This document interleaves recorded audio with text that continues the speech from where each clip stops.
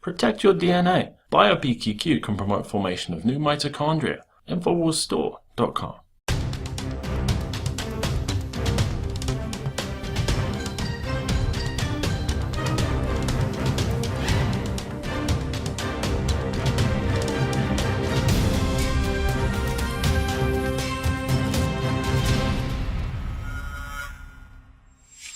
Welcome to the Infowars Nightly News. I'm David Knight. It's Monday, May 4th, 2015. Here are our top stories. Tonight, what you need to know about the Garland terror attack. Then, farmers rise up against Monsanto. And the mainstream spin on Jade Helm. That's next on the Infowars Nightly News. And I just think about all the veterans that have fought and died for our supposed freedoms and how we're pissing on their graves right now, and I'm tired of it. Well, by now, I'm sure you've seen reports of the attack on the Muhammad cartoon contest that was being held in Dallas. We're going to take a look at the attacks on the First Amendment and the attacks on the people who sponsored that contest as part of an attack on the First Amendment and attacks on the Second Amendment as well. The New York Times blames the event organizers, talking about, well, let's put free speech aside. Here's the tweet that came out from a New York Times reporter. She said, free speech aside, why would anyone do something as provocative as hosting a Muhammad drawing contest? And as Steve Watson pointed out, free speech aside, let the floodgates open. And boy, did they. Listen to some of these responses that we saw on Twitter. Free speech aside? That's a bizarre thing for a journalist to tweet. A plumber maybe, okay. Another one says, pretty chilling when a reporter says, free speech aside. No wonder this administration has run all over this press corps. Another one, free speech aside, why would we then let the New York Times print anything? Precisely. We go from a situation where, as Voltaire used to say, I may vehemently disagree with what you have to say, but I will defend it to my death, not to your death, not to say that you're justified to be shot. Now, this is the way the Daily Mail headlined it. A quote from the person holding the Muhammad cartoon contest says, this is war. The woman behind anti-Islamic Muhammad cartoon contest and her long history of hatred. You see, they make the attack against her. Not against the people who showed up with guns to murder everybody, but against her. Now, to give you an idea of how they come after them personally, I think with unsubstantiated charges, they say this organization, the AFDI, is listed as a hate group by the Southern Poverty Law Center. They describe as a watchdog organization.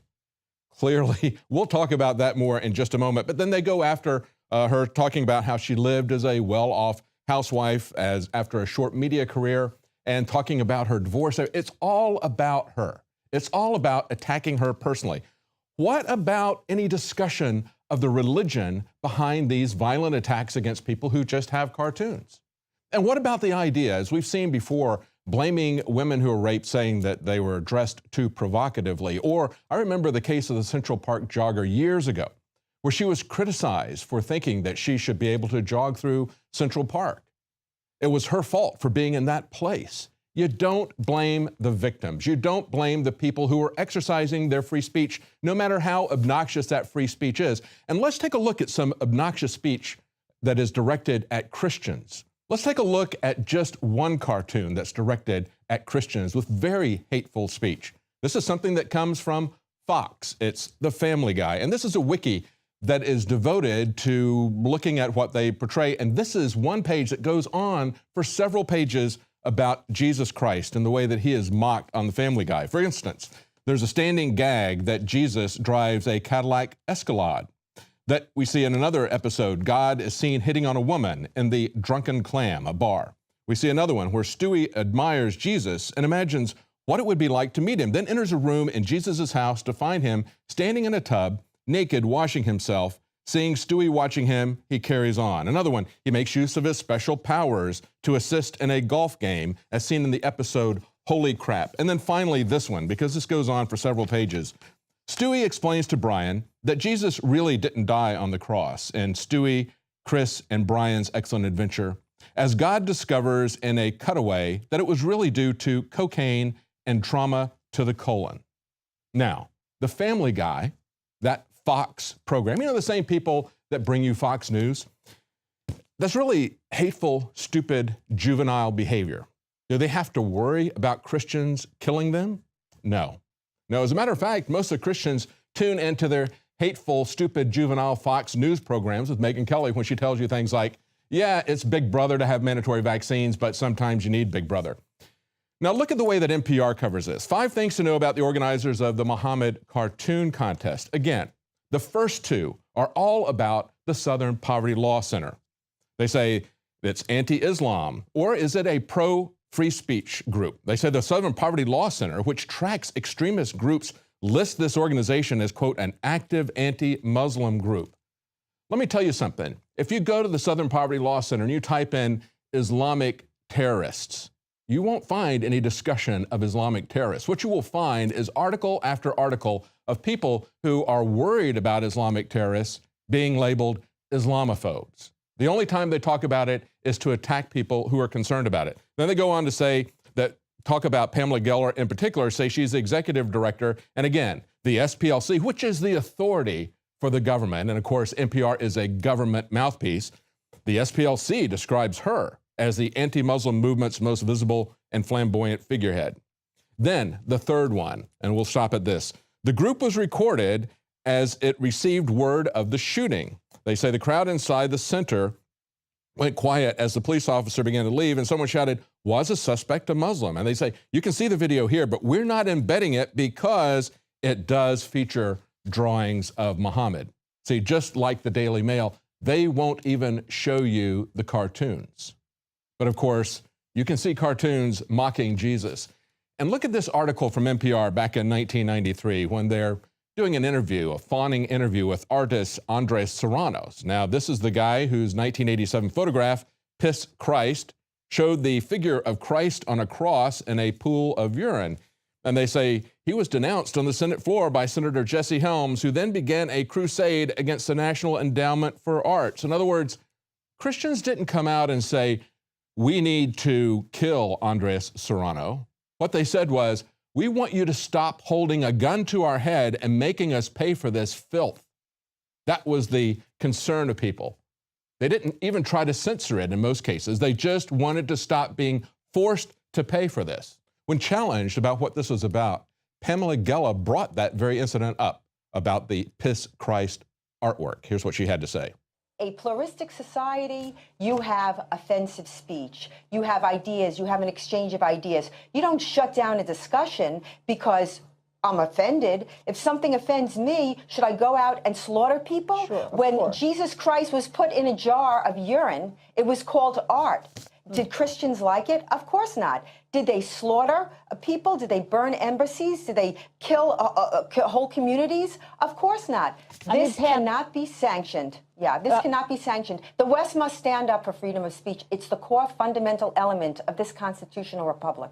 And once again, just like we saw after Charlie Hebdo, the pathetic, castrated media is actually censoring the images of this artwork, depictions, cartoons of the Prophet Muhammad, in the very hours after this attack, sending the message that violence and intimidation works, and that free speech, the First Amendment, the very values that underpin democratic, free society, are less important than offending Muslims. And as Paul pointed out, they're censoring the cartoon images, but they are also embellishing the accounts. Look at this story. CNN exploits Garland shooting to attack the Second Amendment. Soon after the attack in Texas, CNN tweeted that the alleged perpetrators were armed with automatic weapons. And you can see the tweet embedded there in the story. And as Kurt Nemo points out, a search of news stories does not confirm that the police made the claim that they had automatic weapons. The CNN tweet points to an article on the CNN website, but that also does not mention automatic weapons. The phrase, however, does appear in a Reuters news report. And as he points out, it's not clear whether or not that report from Reuters was a mistake on their part or whether they went with what the police told them. But here's another takeaway from that. Besides not attacking the Second Amendment, consider the fact that if they had rifles, whether these were semi-automatic or whether they were automatic weapons, they were both taken out by one cop with a pistol who could shoot. Now, as an aside, I also want to point out that we just had some statues unveiled in Germany, in what used to be former East Germany, Stasi-controlled East Germany. You know what they put statues up to? They put statues up of Snowden, Assange, and Manning. And you can see these pictures of them standing on chairs. And as they point out, the artist behind the work, Italian sculptor, said that he wanted to, quote, represent three contemporary heroes who have lost their freedom for the truth. And they point out these statues will have fewer restrictions on their movements than the real people will, because they have already got a scheduled tour of these statues. That is what we are fighting for. We are fighting for an open society. We are fighting for free speech. In former Stasi land, in East Germany, in Alexanderplatz, which was the central focus of East Berlin, they understand these issues because they didn't have them for so long.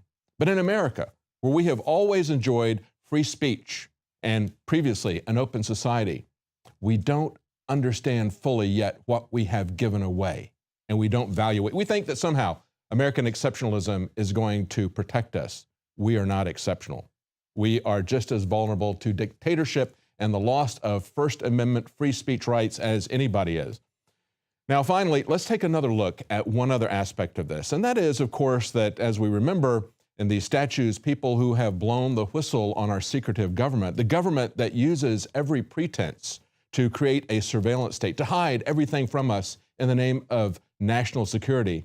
Evidently, they weren't able to stop these guys, even though they had them on their radar for a very long time. We see an FBI informant met with Garland shooting suspects quite some time before that. We're seeing now that contact goes back all the way to 2010. Here's Rob Dew with a report. You've probably heard of the shooting at the Prophet Muhammad Cartoons exhibition in Garland, Texas over the weekend. But did you know Daily Mail used pictures from the event, but bowing to political correctness blacked out the offensive images? And thus far, President Barack Obama has been silent about the attacks. And CNN used the event to attack the Second Amendment when it was the Second Amendment that stopped the gunman in their tracks. But now we've learned that the FBI has been watching one of the suspects using an FBI informant. Elton Simpson, the man identified as one of the two gunmen killed, was under surveillance by the FBI and subject of a terror investigation. The FBI has arranged numerous fake terror plots, including the Washington Metro bombing plot, the New York subway plot, the plan to blow up the Sears Tower in Chicago, the plot to bomb the Portland Christmas tree lighting, and others. In 2014, Human Rights Watch released a report stating nearly all high-profile domestic terrorism plots in the United States after 9/11 included the direct involvement of government agents and informants. You can read about all these stories at Infowars.com. Rob Dew reporting for PrisonPlanet.tv. Can the federal government take credit for saving us from a plot of its own creation? The FBI has foiled about 17 plots to kill Americans during the past 10 years. They all have a common and reprehensible thread. They were planned, plotted, controlled, and carried out by the federal government itself.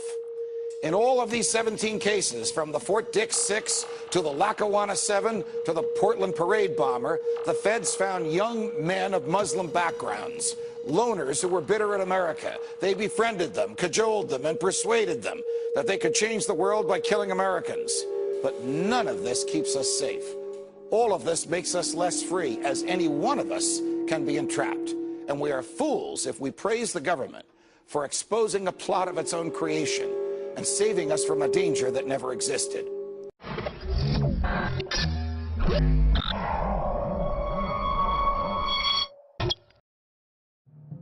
My name is Alex Jones. Most of you know me from my syndicated radio program and my documentary films, as well as Infowars Nightly News. When I got on air 20 years ago, I had discovered the globalist program, their plan to take over the world, and my focus went from running 6 miles every other day, swimming 2-3 miles a couple times a week, and lifting weights, to focusing on fighting the globalists. I've gone from 279 pounds all the way down to 235 pounds, and the weight's going off even faster. Super Male Vitality, Survival Shield X2 Nascent Iodine, and Oxy Powder. Those 3 products of the entire family of InfoWarsLife.com products are the most important from my own personal experience.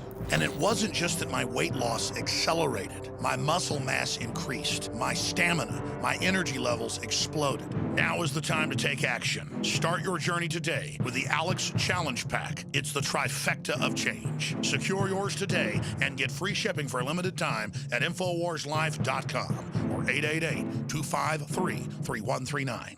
The knowledge of the ancients, tried and true, trusted herbs and extracts fused with the latest nutraceutical science. Introducing the all-new Ancient Defense Herbal Immunity Blend, crafted with over 14 key ancient herbs and extracts to supercharge and prepare your body for what experts admit is the most dangerous season of the year. We have rejected hundreds of other formulations in our quest to bring you what is simply the most powerful and comprehensive proprietary formula that we have ever created in the realm of herbal immunity. For the last 2 years, our team has been working with top doctors, nutritionists, and chemists to develop the ultimate nutraceutical formulation. Experience the benefits of combining over 14 ancient herbs and extracts with exciting new advances in nutraceutical science. For a limited time, get 25% off on this introductory offer. Visit ancientdefense.com or call 888-253-3139. ancientdefense.com.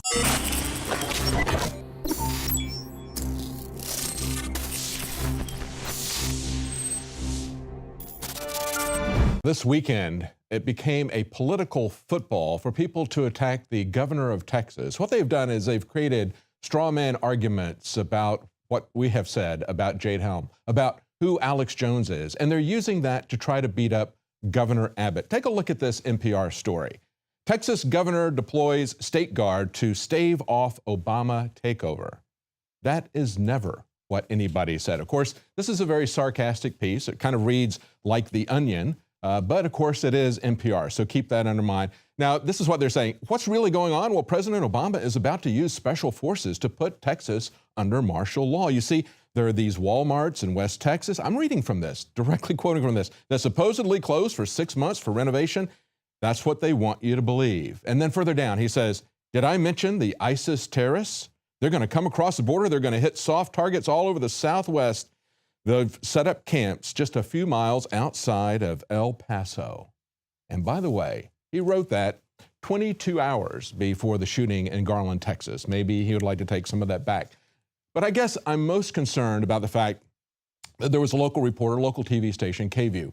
I spent a lot of time trying to educate her about what was going on because I felt like she was actually doing real journalism to the extent that she would call and ask us about what's going on. Now, of course, her management there, the editors, wanted a fear versus fact. They were not calling us for the fact side. They just wanted some fear and paranoia to put our name on. Of course, they did not quote us. They only quoted, and we'll talk about those sources that they quoted, but take a look at the headlines that they came up with. Conspiracy theorists are fired up over Jade Helm. And in this particular article, now this came from, I think, an affiliate, KHOU. These are both ABC affiliates. Talks about how this has ignited a firestorm of conspiracy theorist speculation as a prelude to the declaration of martial law. One widely repeated conspiracy, so forth and so on. And then the lieutenant colonel. They really want this to be a greater conspiracy. No, I think, Lieutenant Colonel, you want this to be a conspiracy theory. That's why you keep using the term over and over again, as the government has to anybody who is skeptical of the government's official story since the JFK assassination. They coined the term to try to shut down any skepticism, any investigation of an improbable explanation for what we had seen there. And then, of course, we've got this from the judge at the meeting in Bastrop. He says, this was not about changing anybody's mind, this meeting in Bastrop. So I guess we would ask, what exactly was that meeting about? Was it simply a propaganda meeting where they could just tell us what they wanted to? They didn't think they were going to change anybody's mind. And yet later on, he goes to say in these stories that he thinks that the majority of people now understand this, and they really have changed people's minds. Listen, they ignored Jade Helm for over a month. For the most part, they ignored people's reaction, the public's reaction. And then when the governor paid attention to people's reactions, they came back full-blown, attacking him as caving in to conspiracy theorists. Here's another one from KView. Jade Helm 15 exercise sparks fear. See, they wanted to get that fear in there, and backlash. They said the backlash has been fueled by conspiracy theories, mentioning everything from martial law to UN plans to saying that Walmart was helping by shutting down multiple stores for various reasons. And of course, I think the key thing to take away from this is that even Walmart is not immune to conspiracy theories or to people questioning what they're saying when it is clearly a lie. I personally don't believe that that has anything to do with this exercise. Nevertheless, when they say they're shutting these stores down for 6 months for plumbing, everybody from plumbing contractors to the local government officials who say no plumbing permits have been withdrawn from these areas, everybody is saying that clearly is not what's happening. So whether they're coming after the union employees in those particular locations or what, we all just can speculate. But nobody believes the official story, and that's what's going on with Jade Helm as well. Then they go after, as they put it, Austin conspiracy theorist Alex Jones and his website. See, we don't have a media organization here. We just have a conspiracy theory website.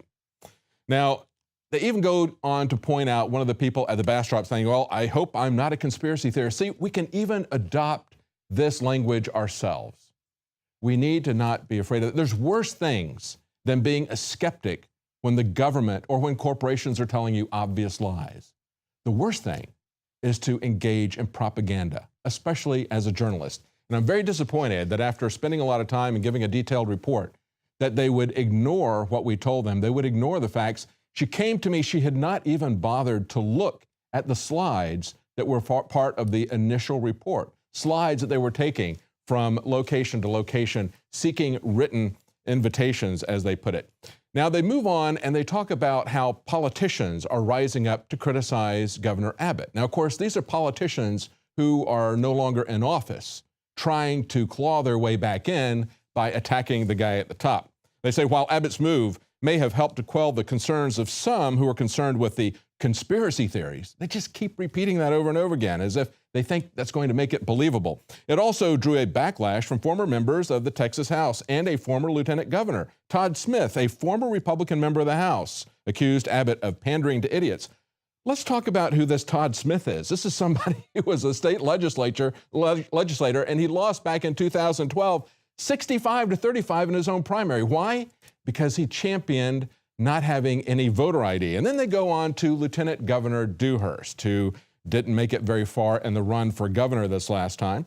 Now, Dewhurst, they report in KVUE, is a veteran of the Vietnam era. And they have some clips from an editorial that he wrote for the Dallas Morning News. Well, you know what? Republican Lieutenant Governor, former Lieutenant Governor David Dewhurst was far more than just a Vietnam vet. He was somebody that spent a long time working for the CIA, and he never talks about that.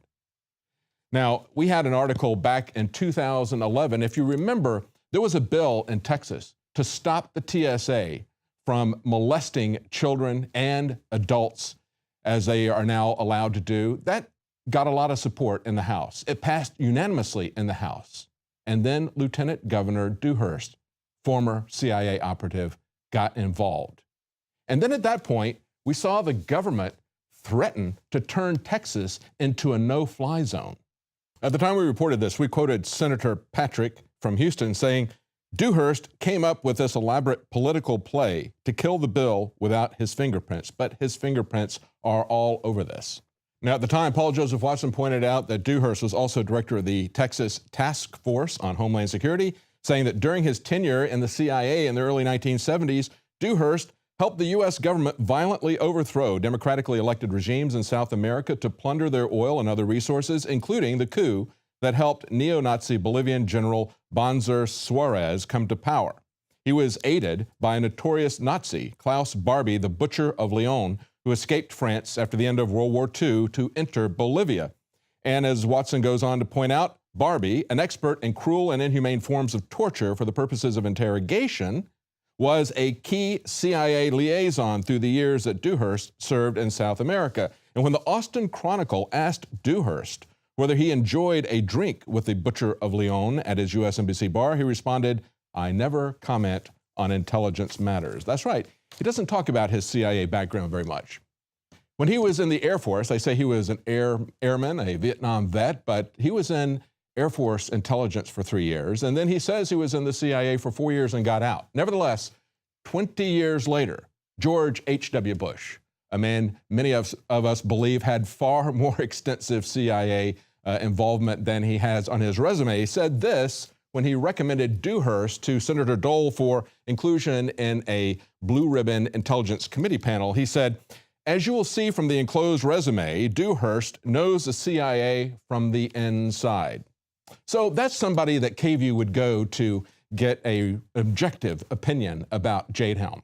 Somebody who is a political enemy of Governor Abbott, somebody who has deep, secretive, questionable ties with the CIA. Then we go on for another source that they quote at KVUE, and this is senior military analyst Paul Floyd. Well, who is he a senior military analyst for? Well, that would be for Stratfor.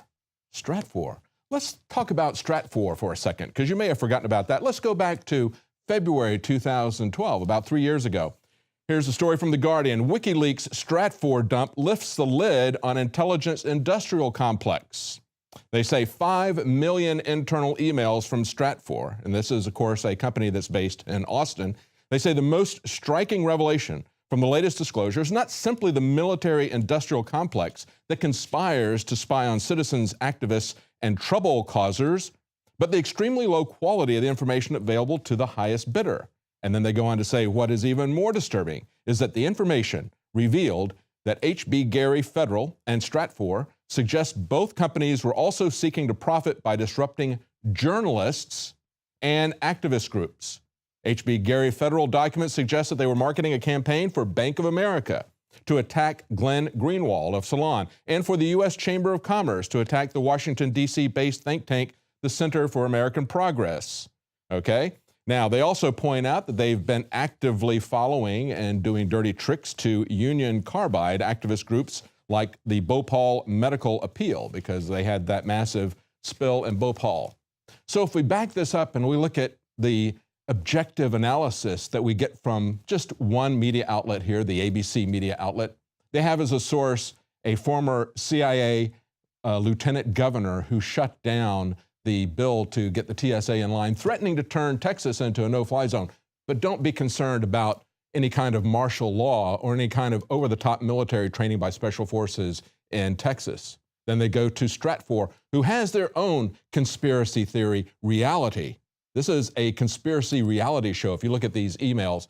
And then finally, they go to the man who is the spokesperson, the lieutenant colonel who is the spokesperson for the exercise. Finally, I would say that Ted Cruz nailed it when he said, "I understand why people fear a possible military takeover of Texas." He says, "I understand the concern that's been raised by a lot of citizens about Jade Helm." He says, "It's a question I'm getting a lot. And I think part of the reason is we have seen for 6 years a federal government disrespecting the liberty of our citizens, and that produces fear," which is right back where we started. There you go, KVUE. There's your quote for where the fear comes from. I would only disagree with Ted Cruz in saying this has only been going on through Obama. It's been going on much longer than 6 years. It is a bipartisan problem. Well, stay with us. We're going to be right back, and we're going to take a look at some immigration news that may surprise you. It's tied in with the Trans-Pacific Partnership. We'll be right back.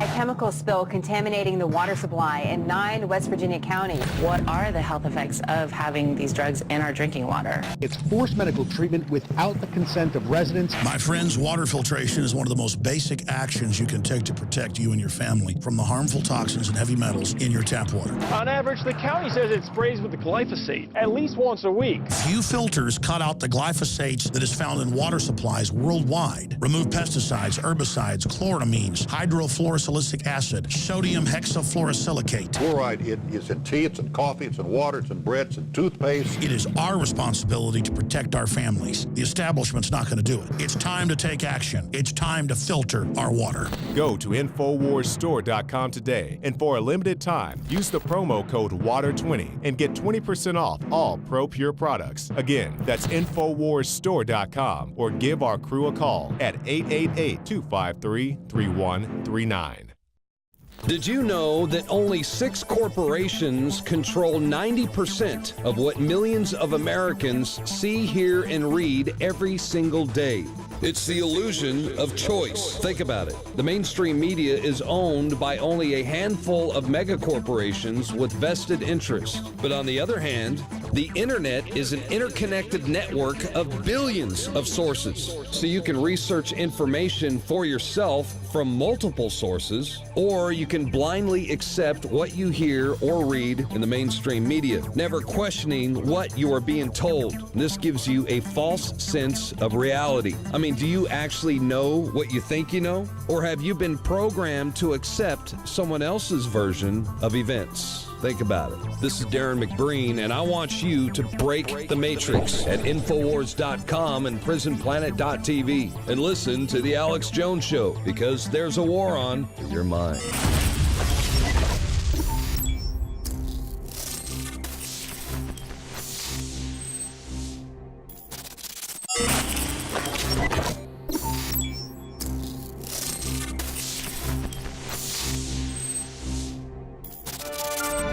Now, in something we've seen in America, we are seeing also in India, and that is local farmers rising up to stop open-air trials of GMO farming.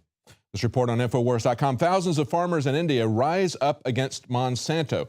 Some have said that India's prime minister arrived at the nation's pro-GMO position with the help of generous campaign funding from a GMO lobby, but that hasn't stopped thousands of Indian farmers from demonstrating against Monsanto and their biotech cronies in a massive grassroots movement that shuns anti-farmer practices and GMO farming. Now, understand what they're fighting against is the same type of thing that we've seen in the most recent referendum in Hawaii. We've had several farming communities that have put in prohibitions against open-air farming. Now, here's the statement from a group that represents the farmers. They say the government is exhibiting its pro-industry stance by pushing for unneeded, unwanted, and unsafe GMOs in our farming. We want all open-air field trials of GM crops stopped immediately in the country, since such open-air trials pose not only a risk of contamination, but also the risk of trade rejection. In other words, they're not going to be able to sell this in other countries. He says, furthermore, any moves towards trade liberalization in agriculture, whether through the WTO route, the World Trade Organization route, or through free trade agreements, are unacceptable to us. Now, there's a lot in that statement, and we have seen the same sort of thing in America.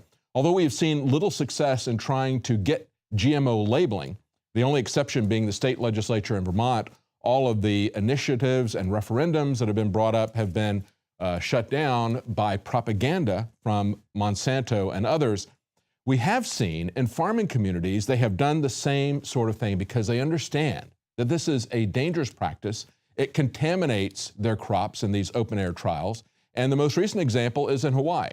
But what are they doing in Hawaii? Even though there was a referendum and they said we don't want these open-air trials because they are a trespass, they are now appealing it to the federal government. And we see that even in the GMO labeling. They are now appealing that to the federal government. But there's a higher authority that they're appealing to shut everything down. And of course, that is these free trade agreements, so-called free trade agreements, the Trans-Pacific Partnership, the TTIP, the Transatlantic Partnership as well. That's what we really have to be concerned about. And now we see one after the other, senators and individuals on both the left and the right warning us about this path that we're going down. We had Elizabeth Warren stand up and say, if people knew what was in this secretive agreement, they would be appalled. And that's why the administration is not letting people know what's in it. She said, they say if the people knew, they would reject it. She said, well, then the problem is with the trade agreement. It's not with the people knowing what's in it. Now we see on the right, we see on Sunday night, Senator Jeff Sessions sent out a critical alert warning about the Trans-Pacific Partnership. Now, what is he warning us about? He says the TPA, and of course, that is the fast-track authorization that was just passed, eliminates Congress's ability to amend or to debate this trade legislation. He says not only will Congress have given up the 67-vote threshold for a treaty and the 60-vote threshold for important legislation, but will have given up even the opportunity for amendment. He said there is no real check either on the expiration of the fast-track authority. If Congress does not affirmatively refuse to reauthorize it at the end of the defined period 2018, the president can automatically renew it for another 3 years. And then this one last thing that he had to say, which is very important. The USTR, the U.S. Trade Representative, he says, outlined the Trans-Pacific Partnership. And when he put in to the key features summary, he said the TPP is a living agreement. Think about that. Just like the Constitution being some kind of a living document that they can just reinterpret as they wish, That's what they're going to do with this agreement that they're negotiating in secret. Not only is it going to be created in secret with just a straight up and down vote, no amendment, no debate, but they're also saying that it is a living agreement. This is what this means. He says this means the president could update the agreement as appropriate to address trade issues that emerge in the future, as well as new issues that arise with the expansion of the agreement to include new countries. The living agreement provision means that participating nations could both add countries to the TPP without Congress's approval, like China, and could also change any of the terms of the agreement, including controversial areas such as the entry of foreign workers and foreign employers. Again, these changes would not be subject to congressional approval.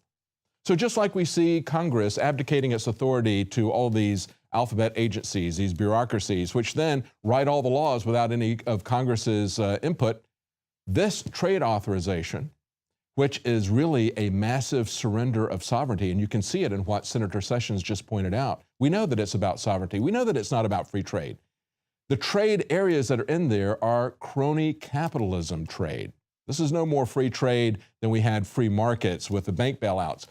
But they're going to use this to do their own, write their own laws in the future. And of course, corporations are giving themselves parallel status with nations. And this affects copyright, this affects free speech issues, this affects the freedom of the internet, and as we've talked about, it's pervasive. But now we're starting to see that it is also an immigration issue. See, not only are we going to be exporting jobs, we're also going to be importing workers without any control and possibly importing dependents who will be coming in on the entitlement state. And if you think that this is something that is xenophobic, that is targeted towards people from Mexico or South America, just understand this. When you've got completely open borders, people can come in from any country. The Wall Street Journal points out immigrants to U.S. from China top those from Mexico. It isn't about where they come from. It's about the number of people that come in and that we have no control over that or over the entitlement state. As I point out, China was a country of origin for 147,000 recent U.S. immigrants in 2013. India had 129,000 immigrants, which also was more than we saw from Mexico.